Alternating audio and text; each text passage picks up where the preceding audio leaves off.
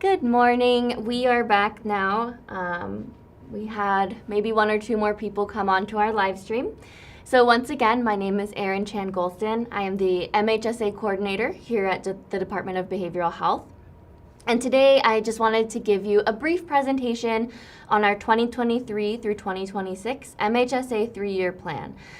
This is a follow-up session to our community planning process that we did in fall of 2022. And it's a result of the fact that we've heard what our community said, we edited our MHSA plan, and we've put out a draft that we wanted to give some information on. So first of all, I'd like to cover some changes that were in the MHSA 2023 through 2026 3-year plan. From now on, I'll just call that the plan to make it a little shorter. But we don't have any significant changes to the current services that are being offered by the department to our community. Some of the services may be removed from the MHSA plan, but those are going to be funded through other sources. Their removal was more of a just kind of moving the funding, not removing the services. So the people that we serve won't see any change in their services. We're just going to do a little bit of different information on the back end. Our plan this year, or for the next 3 years, also focuses on sustainability and incorporating some new initiatives. So for example, we have the California Advancing and Innovating Medi-Cal, which we call CalAIM. That's designed to offer Californians a more equitable, coordinated, and person-centered approach to healthcare. The Smart Care Electronic Health Record, which we call our EHR, is another initiative that we're undertaking that will happen during this current or this upcoming plan cycle. So the Department of Behavioral Health has joined several other counties in developing a statewide EHR that's going to hopefully help us streamline services and mandated reporting requirements and help all of the counties do the same thing a little bit more often. DBH, of course, is going to continue reviewing our programs as these new initiatives get underway. For MHSA, we're able to submit annual updates, required to submit annual updates. And so if we need to make any changes as we implement these strategies, we'll definitely bring those to all of you in the community planning process and include them in any annual updates. So the MHSA 3-year plan draft is now posted for public review at fresnomhsa.com. Our public comment period opened on March 17th, 2023, and will be open through April 17th, 2023. We're going to hold a public hearing on April 19th. That there will be more information to follow, but we anticipate that public hearing will be in person.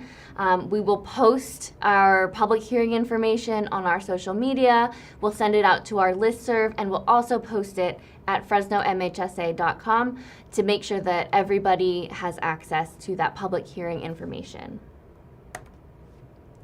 When you go to fresnomhsa.com, this slide I know looks a little funny, but it can be intimidating when you see a website with a lot of information. So I just wanted to show you, when you go to our website, you'll see this announcement section. And underneath new announcement, there is this link here that I've highlighted with that red arrow, the 2023 through 2026 MHSA 3-year plan draft. That, when you click it, will open up a PDF document for you to view, and that is the entire plan.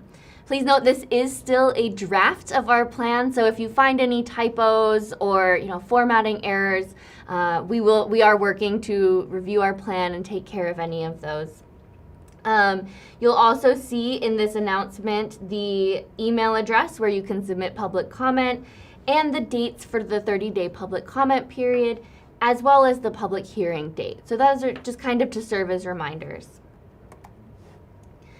Our 3-year plan itself has been organized to hopefully be more reader and user-friendly. We did this same sort of organization in our last annual update, and now we've got to bring it to the 3-year plan. So when you go through our 3-year plan, the different sections that you will see are included here on these slides. So we'll have our description of Fresno County, where we describe our population and the things that make us unique.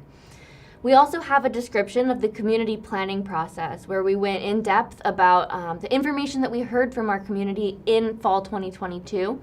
You'll see some charts and graphs about the things that people said, as well as information about what we heard in our public forums and in our key informant interviews. We also have a summary of program changes. If you just want to do a really quick review of what might be changing, that will be on page 29, and it's a pretty short section that just gives a very high-level view of any changes that were made to our plan. If you really want to start investigating the services, where you start to look will be this section, Community Supports and Services. This is a funding component of MHSA, so all of our programs that are funded by Community Supports and Services will be under this section. Those include things like full service partnerships, our housing programs, and our other clinical programs. For the housing programs, I just want to note that you will see those programs in two different sections. So housing isn't a mandated MHSA program subcomponent. So we've grouped all of our housing programs together so that if you're interested in looking at those types of programs and offerings, you can see them in one place. You will also see those housing programs sprinkled throughout the other clinical programs in that Community Supports and Services section. We also, of course, move on to prevention and early intervention.